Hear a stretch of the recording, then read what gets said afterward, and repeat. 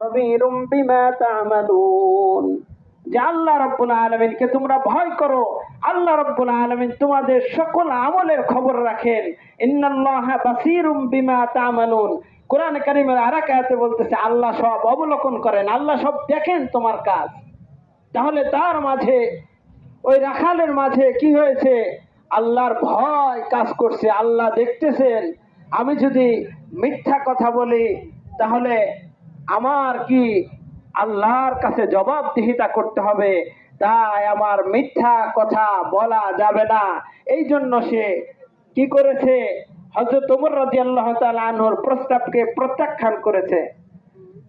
প্রিয় মুসল্লিয়ান একরাম, আমরা সবাই দক্ষিণের দিকে আসি।